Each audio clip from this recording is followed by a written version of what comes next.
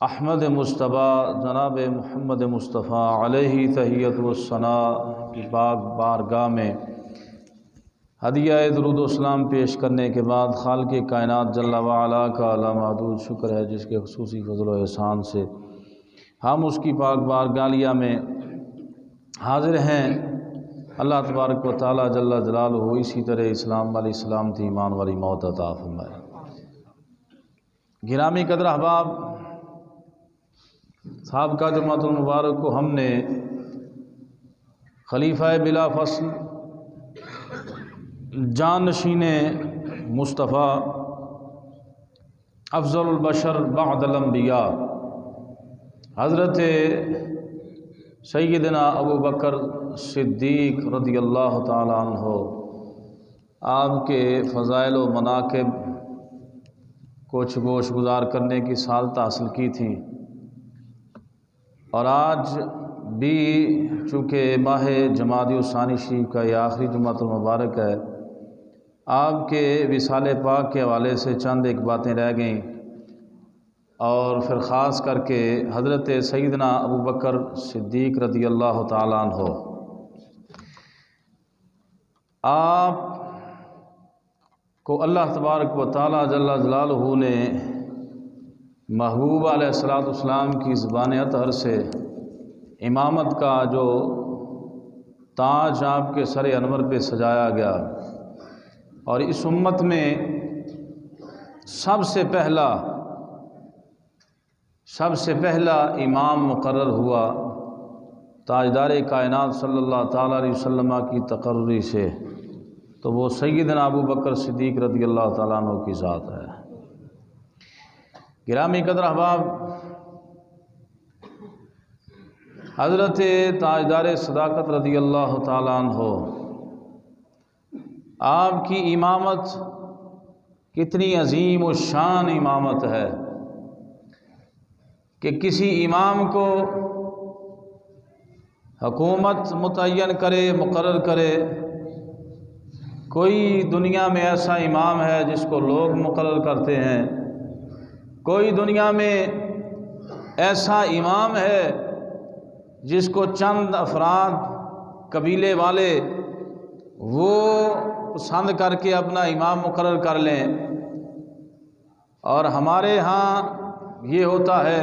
مساجد میں، عام مساجد میں، کہ مسجد کی کمیٹی، انتظامیہ، ان کے مشورے اور رائے سے امام مقرر ہوتا ہے۔ یہ اصول ہے اور یہ کائنات کا نظام ہے، لیکن صدقے جائیں حضرت ابو بکر صدیق رضی اللہ تعالیٰ عنہ کی امامت پہ کہ جن کو امام مقرر کرنے والا اس کائنات میں اور کوئی نہیں، امام الانبیاء علیہ السلام کی ذات ہے۔ امام الانبیاء علیہ السلام نے امام مقرر فرمایا،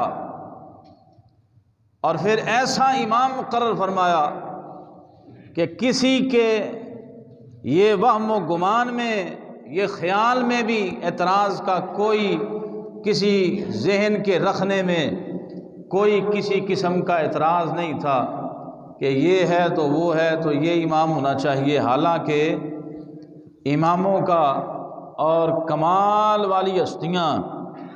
جو خالق کائنات جل جلالہ نے حضور علیہ السلام کو وہ صحابہ اکرام رضوان اللہ علیہم اجمعین عطا فرمائے، اس امت میں ان جیسا اس کائنات میں کوئی نہیں۔ نبیوں کے بعد یہ ایسی جماعت اللہ پاک نے آقا کریم علیہ السلام کو عطا فرمائی۔ سارے جو ہے وہ عاشق رسول ہونے کے ساتھ ساتھ وہ دین کو سب سے بہتر جاننے والے، دین کے عالم ہونے کے ساتھ ساتھ قرآن کے عالم، اور پھر فقہ کے امام بھی ان میں موجود ہیں، حاجی بھی ہیں، قاری بھی ہیں، سارا کچھ ہیں، اور ایک ہی صف میں بڑے جلیل القدر احباب تشریف فرما ہوں، تو ایک ہی کیٹاگری اور ایک ہی حیثیت اور ایک ہی کمال کے بندے ایک صف میں بیٹھے ہوں، تو یہ فیصلہ کرنا بڑا مشکل ہوتا ہے کہ کس کو کہیں چلو بھئی آگے، یہاں ہر پھول ہی اپنی خوشبو لیے بیٹھا ہے۔ یہ معاملہ تھا معراج والی رات بھی شب اسرا کے دولہ جب مسجد اقصی شریف میں تشریف لے گئے تو 1,24,000 کم و بیش انبیاء مرسلین نبیین کی جماعت بھی وہاں پہلے موجود تھی، اور امام الانبیاء علیہ السلام بھی تشریف فرما تھے، اور ہر کوئی جد الانبیاء ہے، کوئی اس کائنات کی انسانیت کی ابتدا جن سے ہوئی بابا جی آدم علیہ السلام جیسے، اور ثانی آدم جیسے نوح علیہ السلام جیسے، اور حسن و جمال کے پیکر جناب سیدنا یوسف علیہ السلام جیسے، اور بڑے بڑے علم اور فقاہت اور جنہوں نے ساری روئے زمین پر حکومت کی جناب سیدنا سلیمان علیہ السلام جیسے بڑے بڑے جلیل القدر انبیاء اکرام علیہ السلام موجود تھے، اور ہر کسی کے ذہن میں غالباً یہ خیال تھا کہ امام مجھے ہی بنایا جائے گا۔ اب یہ انہی خیالوں میں تھے کہ اللہ پاک نے فرمایا جبرائیل جلدی کر، اس سے پہلے کہ کوئی خود ہی مصلی پہ نہ بیٹھ جائے، یار کا ہاتھ پکڑ کے ان کو مصلی پہ بٹھا، اور ان آنے والوں کو پتہ چل جائے آیا تو سب کے بعد میں تھا لیکن تاجدار ختم نبوت کا تاج ہم نے انہی کو پہنایا ہے، انبیاء کے سردار یہی بن کے آئے۔ اب یہ میں نے مسئلہ یہ معراج شریف کے حوالے سے نہیں، صرف یہ بات سمجھانے کے لیے صحابہ اکرام رضوان اللہ علیہ مجمعین کی ذات وہ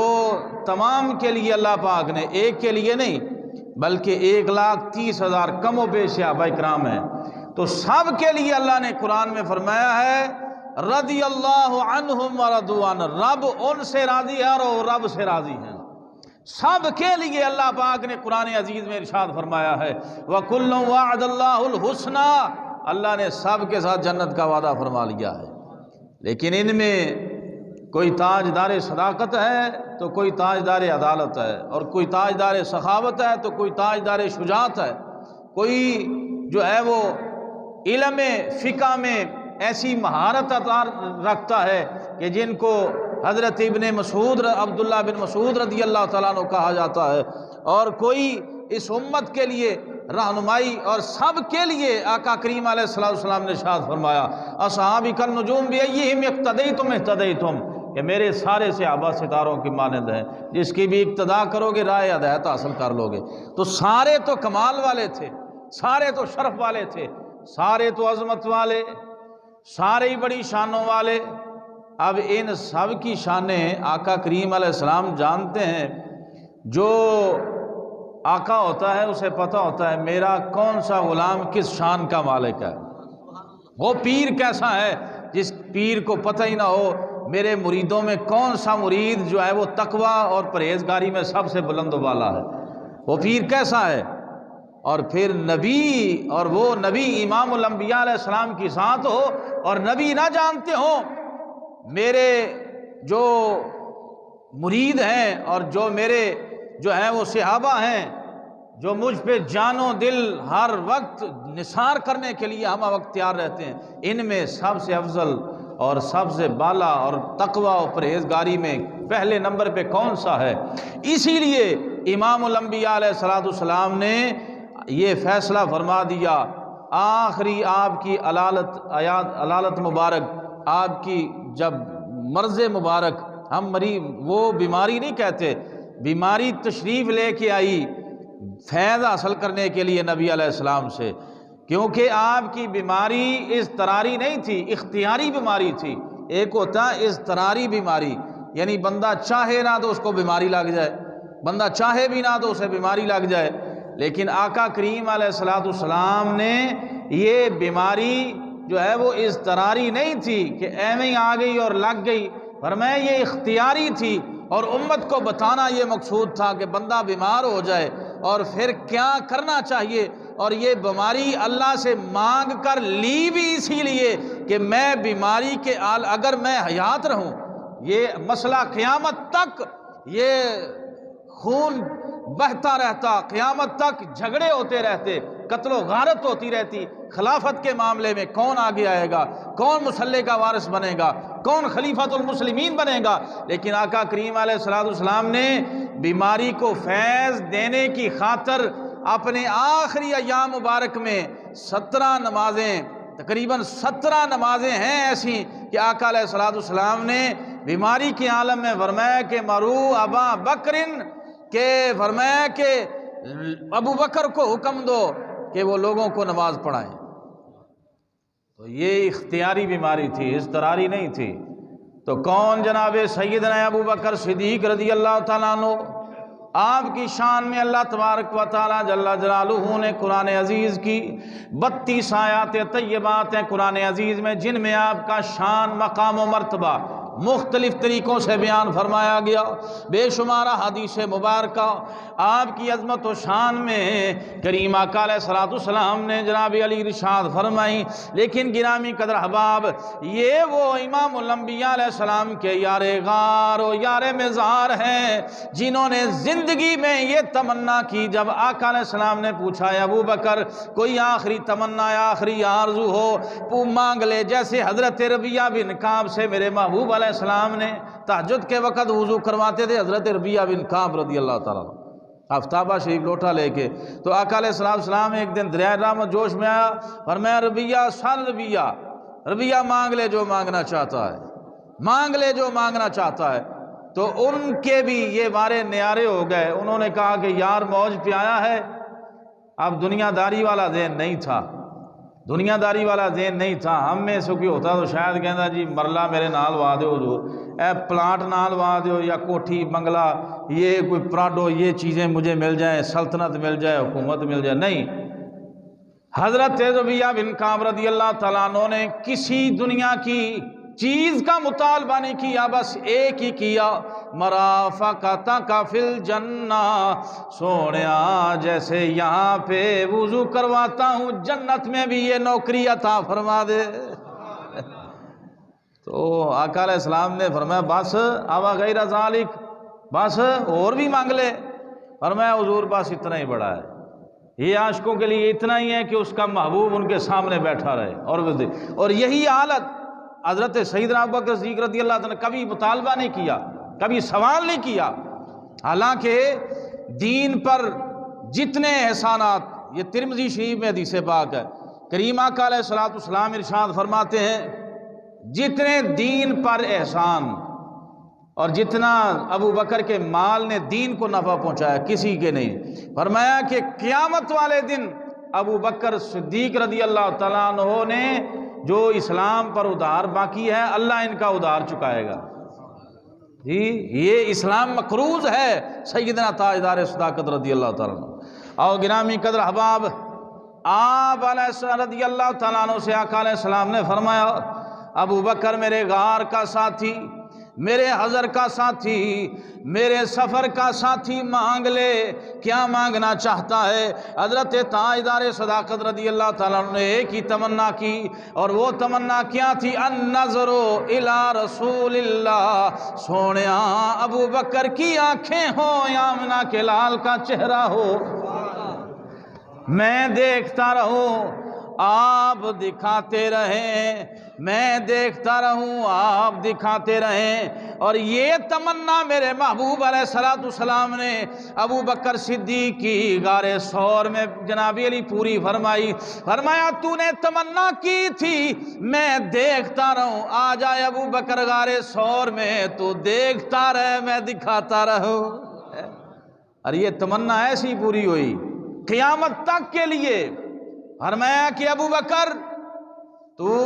غار میں پہلے گیا ہے تاکہ صفائی کر لے، تاکہ مجھے کوئی مشکل نہ پیش آئے، اذا نہ ہو، تکلیف نہ ہو۔ ابو بکر فکر نہ کر، غار میں تو پہلے گیا ہے، مزار میں میں پہلے جاؤں گا۔ غار میں تو پہلے گیا ہے اور صفائی کی ہے، اور مزار میں میں پہلے جاؤں گا، اور تیرے لیے رحمت کا سائبان لے کے بیٹھوں گا کہ تو بعد میں آئے گا۔ غار میں تو گیا، مزار میں میں جاؤں گا۔ یہ وہی سیدنا ابو بکر صدیق رضی اللہ تعالیٰ عنہ ہے۔ کسی بزرگ نے بڑی پیاری یہ تعویل یہ فرمائی فضیلت سیدنا ابو بکر صدیق کے حوالے سے، حروف تہجی ہے نا، 29 حروف تہجی، الف با تا سا، اس حوالے سے کہ ابو بکر صدیق رضی اللہ تعالیٰ عنہ کا مقام و مرتبہ یہ کائنات بیان کرے، زبان مصطفیٰ علیہ الصلوۃ والسلام بیان فرمائے، قرآن عزیز کی آیات طیبات بیان فرمائے، علماء مفسرین قیامت تک کے اولیاء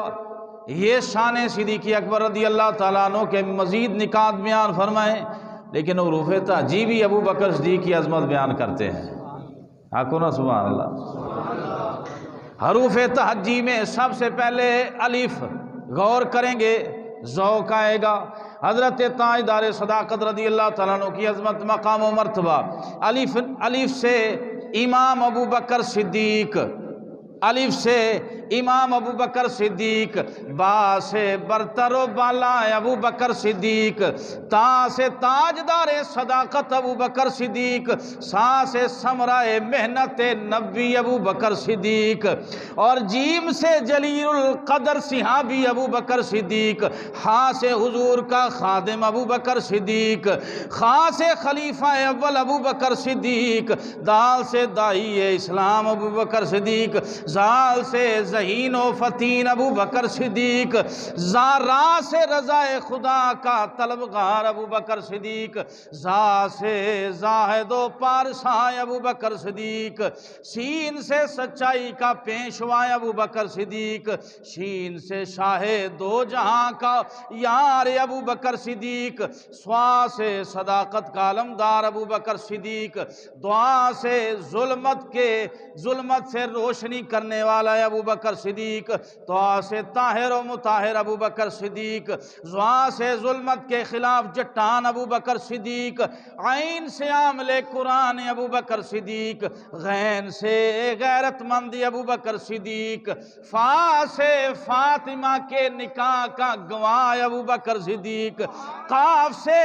قرآن کو جمع کرنے والا ابو بکر صدیق، کاف سے کرم خدا کا سوالی ابو بکر صدیق، لام سے لا الہ الا اللہ کہنے والا ابو بکر صدیق، میم سے محمد الرسول اللہ صلی اللہ علیہ وسلم کا جان نشین ابو بکر صدیق، نون سے نائب رسول ابو بکر صدیق، واو سے وفا کا علمدار ابو بکر صدیق، ہا سے ہدایت کا نشان ابو بکر صدیق، حمزہ سے امت کا امام ابو بکر صدیق، یا سے یہودی کے منہ پہ تماچا مارنے والا ابو بکر صدیق۔ یہ 29 حروف تہجی ہیں مختلف انداز میں شان ابو بکر صدیق، اور آخر میں یہ جو یا سے تماچا مارا یہودی کے منہ پہ، واقعہ کچھ اس طرح ہے، امام الانبیاء علیہ الصلوۃ والسلام نے یہودیوں کے بہت بڑے مدرسے میں آپ کو تبلیغ کے لیے بھیجا، آپ تبلیغ کے لیے تشریف لے گئے، ایک فخاس نامی بہت بڑا یہودیوں کا عالم تھا، وہ دین دشمنی کرتے ہوئے آپ رضی اللہ تعالیٰ عنہ نے اسلام کی رغبت دلاتے ہوئے خرچہ کرو، دین کی طرف راغب کرنے کے لیے، من یقرض اللہ قرضا حسنا، یہ آیت طیبہ کہ اللہ کو قرض حسنا دو، یعنی اللہ کی راہ میں خرچ کرو، یہ ترغیب دی، اور آیت کا معنی بظاہر یہ ہے کہ اللہ کو قرض حسنا دو۔ اب یہ اتنی بات کہی تو یہودیوں کا عالم وہ کہنے لگا، ابو بکر معاذ اللہ ثم معاذ اللہ، کہ آپ کا خدا غریب ہو گیا ہے، ہم سے قرضہ مانگتا ہے۔ قرآن کی آیت اسی طرح ہے، من یقرض اللہ قرضا حسنا، حالانکہ معنی اس کا مفہوم اور ہے، اللہ تو سب کو دیتا ہے، اللہ کو قرضے کی کیا ضرورت ہے، لیکن یہاں قرض حسنا سے مراد اس کی راہ میں خرچ کرو، اللہ تمہیں ڈبل دے گا اور اس کا اجر و ثواب عطا فرمائے گا۔ لیکن اس نے اس آیت کا معنی غلط اور بطور استہزاء مذاق کے طور پہ اس نے کہا کہ تمہارا اللہ معاذ اللہ فقیر ہو گیا ہے کہ وہ ہم سے پیسے مانگتا ہے۔ جب اتنی بات کہی، جہاں آپ رقیق القلب ہیں، آپ نہایت ہی نرم دل ہیں، آپ نہایت ہی رقیق القلب، بالکل غصے کا نام و نشان نہیں، لیکن دین کے بارے میں بندہ ٹھنڈا ہو جائے نا، اس سے بڑا بغیرت بھی کوئی نہیں، یہ بھی یاد رکھیں۔ دینی معاملات کے بارے میں وہ چھڈو جی پرا جی، جب نبی کریم علیہ السلام کی عزت کا معاملہ آ جائے، دین کی غیرت کا معاملہ آ جائے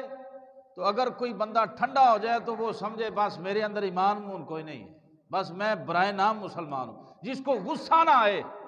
جو بندہ دین پہ تان کرے، یا بانی اسلام بانی دین پر کوئی تان کرے، اور بندہ مومن وہ ہے کہ اس کے جو ہے وہ بدن کے رونگٹے میں آگ لگ جائے، اور وہ عاشق رسول وہ ہے جو مچل جائے، وہ کہے کہ میں کٹ جاؤں مر جاؤں لیکن میرے محبوب کے بارے میں کوئی بات نہ کرے، جی ایسی کوئی بات نہ کرے۔ تو دین کے بارے میں غیور ہونا چاہیے۔ حضرت ابوبکر صدیق نے بھی وہ بھی کیا، وہی کیا۔ یہ نہیں چلو جی چھٹو پرا دین کی تبلیغ کرنی ہے تو محبت سے کرتے ہیں، پیار سے کرتے ہیں، کوئی بات نہیں، اس نے اللہ کو گالی دے دی ہے تو کوئی بات نہیں، ایسے نہیں کہتے، ایسے نہیں کرنا چاہیے، وہ خدا ہے، یہ ہے، نرم گوشہ نہیں دین کے معاملے میں۔ حالانکہ آپ بڑے نرم دل تھے، نہایت ہی صحابہ اکرام میں بڑے رقیق القلب، لیکن جیسے ہی اس نے کہا اللہ فقیر ہو گیا، ہم غنی ہو گئے، اللہ ہم سے قرضہ مانگتا ہے، آپ نے یہ نہیں کہا کہ میں حضور سے پوچھ کے آؤں پھر آگے نبڑ لینا، نہیں، آپ رضی اللہ تعالیٰ عنہ نے، ایمان اسی چیز کا نام ہے، جب دین پہ حرف آئے تو بغیر سوچے سمجھے، بغیر فتوے کے بس پھر ٹھوک دے۔ حضرت ابوبکر صدیق نے بھی ویسا ہی کیا، اس نے جب اللہ کی شان میں اس طرح کہا اللہ فقیر ہو گیا، ہم غنی ہو گئے، آپ نے زوردار تماچا اس کے منہ پہ رسید کر دیا، فرمایا حیا کر، تو نے اللہ کے بارے میں یہ کہا کہ اللہ فقیر ہو گیا۔ اب یہ ان کے پاس موقع تھا، دوڑا دوڑا نبی کریم علیہ السلام کی بارگاہ میں آیا، کہا کیسے مبلغ دین آپ نے بنائے، آپ کے بجائے تبلیغ کرنے کے تھپڑ مارتے ہیں، مجھے تھپڑ مار دیا۔ آقا علیہ السلام نے فرمایا ابو بکر بتاؤ، تھپڑ مار دیا؟ میں نے تجھے اس لیے بھیجا تھا۔ تو حضرت ابو بکر صدیق کہنے لگے یا رسول اللہ صلی اللہ علیہ وسلم آپ جانتے ہیں میں ایسے نہیں، تھپڑ میں نے کیوں مارا ہے، اس نے کہا کہ اللہ فقیر ہو گیا اور ہم غنی ہو گئے، ہم امیر ہو گئے اور اللہ فقیر ہو گیا، تو میری غیرت نے گوارا نہیں کیا کہ اس نے اللہ کی شان میں اتنی بڑی گستاخی کر دی، تو میں نے تھپڑ رسید کر دیا۔ اب اس نے کہا کوئی گواہ ہے تو لاؤ، گواہ ہے تو بتاؤ بھائی، تو چونکہ دعوے کے لیے دلیل کی ضرورت ہوتی ہے۔ اب ادھر امام الانبیاء علیہ السلام فرما رہے ہیں کہ بتاؤ یا ابو بکر کوئی گواہ، مدرسہ تو یہودیوں کا تھا، سارے یہودی تھے اور سارے جناب علی مخالفت ایک تنے تنہا ہے ابو بکر صدیق کی، لیکن خالق کائنات تو جانتا ہے، رب تو ہر جگہ دیکھنے والا ہے۔ رب کائنات نے فرمایا جبرائیل حکم ہو رب جلیل یہ قرآن کی آیت لے جاؤ، ہم بتاتے ہیں کہ اس نے ایسے ہی کہا تھا، اور قرآن کی آیت ہے سورۃ آل عمران کی۔ اب یہ جناب بیٹھے کھڑے ہوئے ہیں اور حضرت ابو بکر صدیق رضی اللہ تعالیٰ عنہ بھی کہہ رہے ہیں کہ یا رسول اللہ کہا تھا، انہوں نے کہا گواہ لے کے آؤ۔ اسی وقت جبریل علیہ السلام آ گئے، آ کے قرآن کی آیت نازل ہو گئی، وہی آ گئی لقد سمع اللہ قول الذین قالوا ان اللہ فقیر ونحن اغنیاء۔ سونیا رب سن رہا تھا، رب نے سن لیا، رب نے دیکھ لیا، یہ یہودی ایسے ہی کہہ رہا تھا، اور یہ ایمان کا تقاضا تھا تاجدار صداقت کا کہ آپ نے تھپڑ رسید کر دیا، اور ایسے ہی کرنا چاہیے تھا۔ قرآن کی آیت، قرآن نے گواہی دے دی ابو بکر صدیق نے۔ گرامی قدر احباب، جب بندہ غیرت مند ہو نا دین کے معاملے میں تو اللہ آسانیاں پیدا فرما دیتا ہے۔ آئیں جناب علی غیرت مند اور تاجدار صداقت رضی اللہ تعالیٰ عنہ، گرامی قدر احباب، آپ کے ابا جی یہ آخری عمر میں اسلام لے کے آئے، اور یہ میں بات بتا دوں کہ صحابہ اکرام میں یہ فضیلت صرف ابو بکر صدیق رضی اللہ تعالیٰ عنہ کو حاصل ہے کہ جن کی 4 پشتیں صحابی رسول ہیں، جن کی 4 پشتیں، یعنی آپ صحابی، آپ کے والدین صحابہ، آپ کے بیٹے صحابی، آپ کی بیٹیاں صحابی، اور آپ کے پوتے بھی صحابی، اور آپ کے نواسے بھی صحابی رسول ہیں۔ یہ صرف اور صرف اعزاز تاجدار صداقت حضرت ابو بکر صدیق رضی اللہ عنہ۔ غیرت کس چیز کو کہتے ہیں؟ دینی غیرت۔ آپ کے ابا جی حضرت ابو قحافہ رضی اللہ تعالیٰ عنہ جب اسلام نے قبول کیا تھا، آقا کریم علیہ السلام کی بارگاہ عالیہ میں کوئی جناب علی نازیبا کلمہ منہ سے نکل گیا، کوئی گالی والا جملہ حضور علیہ السلام کی شان میں کہہ دیا، اور کہا بھی اس ہستی کے سامنے جو نبیوں کے بعد سب سے افضل ترین ہستی ہے، حضرت ابو بکر صدیق رضی اللہ تعالیٰ عنہ کے سامنے جب یار غار کے سامنے امام الانبیاء علیہ السلام کو گالی دی گئی۔ غیرت دینی کس چیز کا نام ہے؟ یہ نہیں کہا ابا جی ہیں، یہ نہیں کہا وڈیرے ہیں، یہ نہیں کہا ابا جی کوئی حیا کرو، نہ آپ نے اتنا زور سے تھپڑ مارا، حدیث پاک میں ہے ابا جناب علی زمین پہ گر گیا، الٹ بازیاں لگا دیں ابا جی کی، اور ویسے ہی آقا علیہ السلام کی بارگاہ میں چلے گئے۔ آج کوئی صلح کلی والا ہوتا، نرم دل وا ہو یار کوئی گل کرنے والی وڈیرا ابا سی تے جناب چنڈ مار چھڑی سو، کڈا بے ادب ہے بندہ۔ اگر آج کے دور میں ایسا نہ بھئی دینی معاملے میں یہ بات ذہن نشین کر لیں، اگر والدین کی تابع داری، حدیث پاک میں ہے والدین کا حکم کی تابع داری صرف دینی معاملات میں ہے، دینی معاملات کے علاوہ مطلب جتنے بھی معاملات ہیں ان میں تابع داری، اگر دین سے والدین روکیں تو پھر ان کی بات نہیں ماننی، پھر بندہ گستاخ نہیں ہوگا۔ کہ اگر والد صاحب کہیں پتر مسیتے نہیں جانا تو یہ کہے ابا تو بھی چل، تو کیوں میں نے ڈاکنا پیا؟ نہیں میں نے کہا نہیں جانا تو کہ ابا تو جا نہ جا میں تو جانا ہی، یہ بے ادبی نہیں ہے، یہ گستاخی نہیں ہے۔ دینی معاملات میں والدین کی نافرمانی کرنا یہ کوئی نافرمانی نہیں ہے۔ اب یہی حال تھا کہ تھپڑ مارا، ابا جی گر گئے، اور آقا علیہ السلام کی بارگاہ۔ دینی غیرت کس کو کہتے ہیں؟ یا رسول اللہ میرے ابا جی نے آپ کو گالی دی، میں نے زور سے تماچا مارا، بوڑھا باپ تھا گر گیا زمین پہ، تو آقا علیہ السلام چونکہ رحمت للعالمین ہیں تو آقا علیہ السلام نے فرمایا ابو بکر ہون نہ کریں، ہون نہ کریں حضور، یہ تو آپ کی رحمت ہے نا، لیکن میرے عشق کا تقاضا یہ ہے، اس وقت میرے ہاتھ میں تلوار نہیں تھی، تلوار ہوتی تو ابے کے 2 ٹکڑے کر دیتا۔ یہ ہوتا کون ہے محبوب کے بارے میں بات کرنے والا؟ یہ ہے غیرت دینی، جس کے بارے میں آج لوگ طرح طرح سے ہمیں پیچھے کرنے کی کوشش کرو، چھڈو پرا جی، چھوڑیں، ہاتھ تھوڑا رکھو، نرمی اختیار کرو۔ نہیں، دین کے معاملے میں یہ صحابہ نے ہمیں بتایا، اور جو صحابہ میں سب سے افضل صحابی تھے اور امام الصحابہ تھے، اور تاجدار ختم نبوت کے بعد جو امت کے امام بنے اور جو رقیق القلب تھے، انہوں نے عمل سے ثابت کر دیا ہے دین کے معاملے میں اگر کوئی اللہ کی شان میں گستاخی کرے تو چھوڑنا اسے بھی نہیں، اگر کوئی رسول کے بارے میں کوئی ایسی بات کرے تو چھوڑنا اسے بھی نہیں، چاہے اپنا باپ بھی کیوں نہ ہو۔ یہ ہے غیرت دینی۔ گرامی قدر احباب، بات اختتام کی طرف لے کے چلیں۔ یہ وہ تاجدار صداقت رضی اللہ تعالیٰ عنہ جب یہ آیت طیبہ نازل ہوئی، الیوم اکملت لکم دینی واتممت علیکم نعمتی وردیت لکم الاسلام دینا، جب یہ آیت طیبہ نازل ہوئی آج دین مکمل ہو گیا، آج دین مکمل ہو گیا، آج دین، بڑی قابل غور بات ہے، آج دین مکمل ہو گیا، اور جنابی علی اسلام دین پہ جو راضی ہو گیا، آج دین مکمل ہو گیا۔ الیوم اکملت لکم واتممت علیکم نعمتی، میں نے اپنی نعمت پوری کر دی۔ اور گرامی قدر احباب، جب یہ آیت طیبہ نازل ہوئی بظاہر بڑی خوشخبری تھی، آج تک دین مکمل نہیں ہوا تھا، حضرت جناب آدم علیہ السلام سے لے کے عیسیٰ علیہ السلام تک، اور تاجدار کائنات صلی اللہ علیہ وسلم کی 63 سالہ زندگی پاک، اور جناب علی یوم عرفہ آخری جناب علی حجۃ الوداع کے موقع پہ تاجدار کائنات صلی اللہ علیہ وسلم پر جب یہ آیت اس سے پہلے مکمل نہیں ہوا تھا، جب یہ آیت طیبہ نازل ہوئی، بڑی قابل غور بات ہے، رازدار نبوت کس کو کہتے ہیں، محبت رسول کس کو کہتے ہیں، حضرت جناب علی تاجدار کائنات صلی اللہ علیہ وسلم کے صحابہ، جب یہ آیت طیبہ نازل ہوئی، یہ 9 ذی الحجہ کا جناب علی دن تھا، یوم عرفہ کا دن تھا، امام الانبیاء پر یہ آیت طیبہ نازل ہوئی الیوم اکملت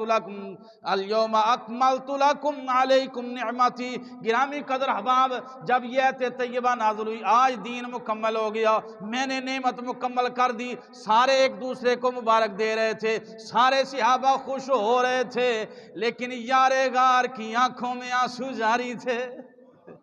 آپ رو رہے تھے۔ بڑی قابل غور بات، حالانکہ گرامی قدر احباب بظاہر یہ رونے والی بات نہیں تھی، لیکن رازدار جو ہوتا ہے وہ جان لیتا ہے اب کیا ہونے والا ہے۔ سارے مبارک دے رہے ہیں، لیکن گرامی قدر احباب حضرت ابوبکر صدیق کی آنکھوں میں آنسو ہیں۔ یاروں نے آ کے کہا کہ گرامی قدر احباب، اب یہود و نصارہ کہنے لگے اگر یہ آیت نازل ہوتی ہم پر تو ہم اس دن عید مناتے، ہم اس دن عید مناتے۔ تو آقا کریم علیہ السلام کی بارگاہ میں سوال ہوا، فرمایا کہ تم عید کی بات کرتے ہو، ہماری اس دن 2 عیدیں تھیں، ہماری اس دن 2 عیدیں تھیں، ایک یوم عرفہ اور دوسرا جمعۃ المبارک کا دن تھا، ہماری 2 عیدیں تھیں، تم ایک عید کی بات کرتے ہو، ہماری 2 عیدیں تھیں۔ بہرحال ایک دوسرے کو خوشخبری دے رہے ہیں کہ مبارک ہو، دین مکمل ہو گیا، اللہ نے نعمت پوری کر دی۔ تو ادھر تاجدار صداقت رضی اللہ تعالیٰ عنہ روئی جا رہے ہیں، آنکھوں میں آنسو جاری ہیں، آنکھوں میں آنسو جاری۔ صحابہ کرام کہتے ہیں یار دین مکمل ہو گیا، تینوں خوشی نہیں ہوئی؟ نعمت مکمل ہو گئی، ابو بکر آپ خوش نہیں ہیں؟ ہمیں خوشی کی تو بات ہے، لیکن دوسری گل تسی نہیں سمجھے، دوسری بات نہیں تسی سمجھے۔ ابو بکر کیا بات ہے؟ تاجدار صداقت رضی اللہ تعالیٰ عنہ فرمانے لگے تمہیں پتہ ہے جب دین مکمل ہو جائے پھر نبی کی ضرورت نہیں رہتی، یار چلے آ جائے، یار جا رہا ہے، یار جا رہا ہے، اس کا مطلب ہے کہ اب وقت اخیر آ گیا، وہ چاند سا چہرہ، وہ رونقیں ختم ہو جائیں گی، اس لیے میں رو رہا ہوں، تمہیں دین مکمل ہونے کی خوشی ہے لیکن مجھے یار کے جانے کی خوشی جناب علی غمی ہے۔ اسی لیے گرامی قدر احباب کھڑی کے تاجدار میاں صاحب رحمۃ اللہ علیہ آپ فرماتے نے ٹر گئے یار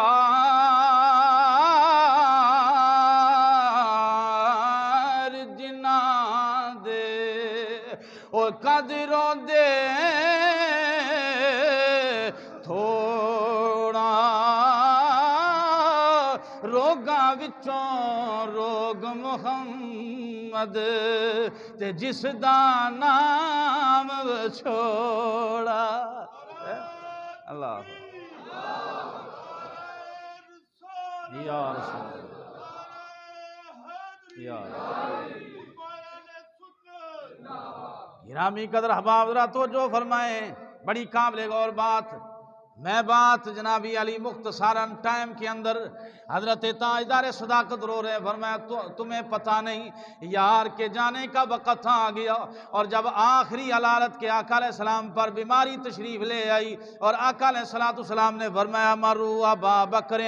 فلیصلی بالناس، اوے ابو بکر کو کہو میرے مصلی پہ کھڑا ہو جائے نماز پڑھائے، ابو بکر کو کہو، اب یہ بہت بڑی بات تھی، ابو بکر کو کہو میرے مصلی پہ کھڑا ہو جائے۔ حضرت سیدہ طیبہ طاہرہ ام المومنین، مومنوں کی ماں، صدیق پاک کی صدیقہ بیٹی حضرت سیدہ ام عائشہ صدیقہ عفیفہ رضی اللہ تعالیٰ عنہ آپ کہتی ہیں کملی والے آپ کو پتہ ہے میرا ابا بڑا نرم دل ہے، وہ مصلی پہ نہیں کھڑا ہو سکے گا، اس کو خیال آئے گا آپ کا وہ فرائض نہیں ادا کر سکے گا۔ فرمایا کہ عائشہ چپ کر جا، میں اپنا حکم اسی وقت دیتا ہوں جب مجھے رب حکم دیتا ہے، اس لیے عائشہ تم جا کے کہو ابو بکر کو مرو ابا بکر فلیصلی بالناس، میرے مصلی پہ کھڑا ہو جا اور نماز پڑھاؤ۔ جب سیدنا ابو بکر صدیق رضی اللہ تعالیٰ عنہ مصلی رسول پہ کھڑا ہو گئے، اب یہ ایسے ہی نہیں، بڑے خدشات تھے، میں نے ابتدا میں کہا کہ وہ سارے ہی کمال والے تھے، وہ سارے ہی درجے والے تھے، اگر امام سارے قاری ہوں پھر ان میں جو بہترین قاری ہو اس کو آگے کیا جاتا ہے، سارے بہترین قاری ہوں تو پھر کس کو آگے کریں؟ جو سب سے زیادہ عالم ہو اس کو آگے کیا جاتا ہے، جب سارے ہی عالم ہوں تو اب کہا جاتا ہے کہ جس کی سب سے زیادہ عمر زیادہ ہے اسے آگے کیا جائے، اور بڑے مسائل کے بعد اگر سارے ہی ایک جیسے ہوں تو تاجدار صداقت رضی اللہ تعالیٰ عنہ ایسے ہی نہیں مصلی رسول پہ کھڑے ہو گئے۔ اب جیسے ہی کھڑے ہوئے نا تو آپ کی دوسری زوجہ حضرت تاجدار عدالت رضی اللہ تعالیٰ عنہ کی صاحبزادی ام المومنین حضرت حفصہ رضی اللہ تعالیٰ عنہ آپ آئیں۔ دیکھیں نا جی، ہر کسی کو اپنا خیال ہوتا ہے اور ہونا بھی چاہیے۔ جب آقا علیہ السلام کے سارے قریبی تھے اور بڑے قرب والے تھے، آ کے کہنے لگی اقدمت ابا بکر، حضور تساں ابو بکر نو آگے کیتا ہے، بڑی قابل غور بات ہے، آپ نے آگے کیا ہے، آپ نے ابو بکر کو آگے کیا ہے۔ تو آقا علیہ السلام نے فرمایا لا اقدمہ، میں تو نہیں کیتا، بل قدمہ اللہ، اللہ نے انہوں نے کھڑا رہا جی، میں نے نہیں ان کو آگے کیا، بل قدمہ اللہ، اللہ نے آگے کیا ہے۔ بیٹی تھی وہ بھی حرم رسول میں تھی اور وہ بھی زوجہ رسول تھی اور وہ بھی ام المومنین تھی، انہوں نے کہا اگر عائشہ کے باپ کو کہا ہے تو میرے ابے کو کیوں نہیں کہا؟ تو اس لیے جب یہ سوال کیا کہ کس نے کھڑا کیا ہے تو آقا علیہ السلام نے فرمایا کہ میں نے تو نہیں کیا، لو قدمہ، میں نے نہیں کیا، بل قدمہ اللہ، کیوں؟ اس لیے وما ینطق عن الہوی ان ہوا الا وحی یوحی، فرمایا سونا تھا بولتا ہی خود ہے جب رب فرمائے، جب رب کا حکم ہو۔ گرامی قدر احباب، تاجدار کائنات صلی اللہ علیہ وسلم نے میرے محبوب کریم علیہ السلام کی بارگاہ عالیہ میں یہ جناب ابو بکر صدیق کو کھڑا کر دیا، اور آئیں گرامی قدر احباب ان 17 نمازوں میں سے 17 نمازوں میں، اب کیسے بے وقوف لوگ ہیں جو مولا مرتضیٰ رضی اللہ تعالیٰ عنہ حضرت علی پاک کی شان عظمت بیان کرتے ہوئے تان و تشریح کرتے ہیں جناب ابو بکر صدیق رضی اللہ تعالیٰ عنہ کی، اور پھر یہ آج کل بڑی بات چلی ہوئی ہے ہم میں سے کئی ایسے، اور جی سیاست میں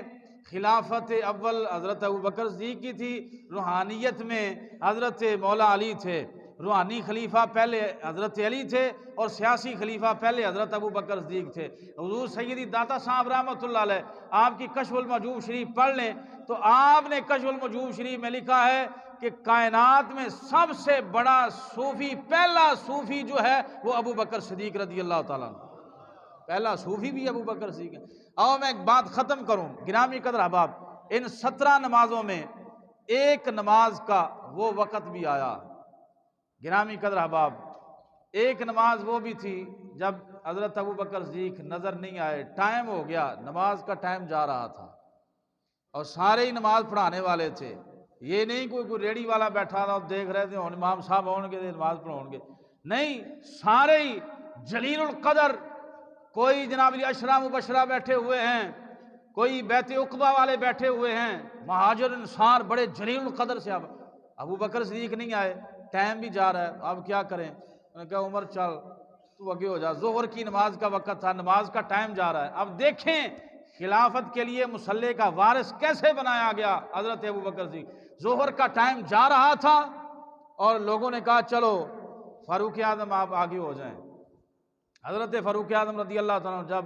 بلند آواز تھی، آپ کی گرجدار آواز تھی، جلال تھا آواز میں، جب اللہ اکبر کہا تو آقا علیہ السلام کا حجرہ مبارک بھی تو ساتھ ہی تھا، تو آقا علیہ السلام نے 3 مرتبہ، یہ بخاری شریف میں حدیث پاک ہے، فرمایا لا لا لا، نہیں بھائی نہیں، 3 مرتبہ آقا علیہ السلام نے فرمایا، اور یہاں تک فرمایا کہ کسی قوم کو یہ زیب نہیں دیتا ان میں ابو بکر اور کوئی آگے بڑھ کے نماز پڑھائے۔ تو کوئی کہہ سکتا تھا نماز ہی پڑھانی ہے نا، کئی لوگ کہہ دیتے ہیں آج کیا یہ نماز ہی پڑھانی ہے نا تو پھر کیوں ہویا ہے؟ تو جس کو نماز کے فرائض کا پتہ نہیں، نماز کے واجبات کا پتہ نہیں، غلطی ہو جائے تو مصلی امامت پہ کھڑا ہو گئے تو اپنی خراب ہوگی تو پچھلے آدمی بھی خراب ہو گئی، تو یہ نماز ہی پڑھانی نہیں ہے، اس میں بڑے قواعد و ضوابط ہوتے ہیں۔ تو فرمایا کہ نہیں بھئی کسی، حالانکہ وہ عالم تھے، وہ بڑے تھے، لیکن آقا علیہ السلام نے فرمایا نہیں، حضور نے 17 نمازوں میں ایک نماز بھی فرمایا کہ انج نہیں ہو سکتا، ابو بکر ہی پڑھائے گا، چاہے لیٹ بھی ہو جاؤ پھر بھی ابو بکر ہی پڑھائے گا۔ تو ایک نماز ایسی تھی 17 نمازوں میں، آقا علیہ السلام کی طبیعت مبارکہ میں افاقہ ہوا اور آقا علیہ السلام تشریف لے کے آئے، اور آقا علیہ السلام جیسے ہی تشریف لے کے آئے تو تاجدار کائنات صلی اللہ علیہ وسلم کے صحابہ کرام کو پتہ چل گیا حضور آ گئے، تو انہوں نے اشارہ کیا، ہاتھوں پہ ہاتھ مارے اور پتہ چل گیا کہ آقا علیہ السلام آ گئے۔ آقا علیہ السلام آتے پہلی صف میں بیٹھ گئے اور حضرت ابو بکر صدیق پیچھے آنا شروع ہو گئے۔ پیچھے آ گئے تو آقا علیہ السلام نے فرمایا مکمل کر لو، نماز پڑھا لو، لیکن آ گئے تو آقا علیہ السلام نے فرمایا میں نے کہا تھا ابو بکر نماز پڑھا لو، فرمایا حضور یہ ابو قحافہ کا لڑکا ہو اور امام الانبیاء علیہ السلام آ جائیں میں مصلی رسول پہ کھڑا رہوں، یہ تو ہو ہی نہیں سکتا۔ تو یہ ہیں امام الانبیاء علیہ السلام کے خلیفہ بلا فصل اور جانشین مصطفیٰ حضرت تاجدار صداقت رضی اللہ تعالیٰ عنہ۔ گرامی قدر احباب، آپ کا یوم وصال 22 جمادی الثانی کو، اور جب آپ کے وصال کا وقت بالکل قریب تھا تو آپ نے مولا علی کو بلایا اور کہا علی ایک وصیت ہے، جب میری تجہیز و تکفین کر لو، جنازہ پڑھا لو، جنازہ پڑھا لو تو بس ایک کام کرنا، دفن کرنے سے پہلے یار کی چوکھٹ پہ لے جانا، حضور دے بوئے تے لے جانا، اور جا کے وہاں پہ کھڑے ہو کے کرنا کیا ہے یہ ہمیں صحابہ نے بتایا، ہمیں کسی امام کی ضرورت نہیں اور کسی مولوی صاحب کے بتانے سے ہم کھڑے ہو کے صلاۃ والسلام نہیں پڑھتے۔ لوگ کہتے ہیں جی کھڑو ہو کے صلاۃ والسلام پڑھ دے جے، بہ کے بھی پڑھ لیاؤ، ہو جاتا ہے، ہر حال میں صلاۃ والسلام ہو جاتا ہے، لیکن ہم کیا کریں؟ کھڑے ہو کے صلاۃ والسلام پڑھنے کا طریقہ ہمیں صحابہ نے بتایا ہے، اور گنبد خضرا کے سامنے کھڑے ہو کے حضرت مولا مرتضیٰ رضی اللہ عنہ صحابہ حضرت سیدنا ابو بکر صدیق نے یہ فرمایا کہ علی سب سے پہلے جا کے میرے محبوب کو سلام عرض کرنا، اور سب نے 1,24,000 کم و بیش صحابہ تھے، ہاتھ باندھ کے کہا السلام علیکہ یا رسول اللہ۔ تو ہم کہہ دیتے ہیں یا نبی سلام علیکہ، تو انہوں نے کہا السلام علیکہ یا رسول اللہ صلی اللہ علیہ وسلم، اور علی آپ آگے بڑھ کے یہ کہنا کہ غار والا ساتھی آیا ہے۔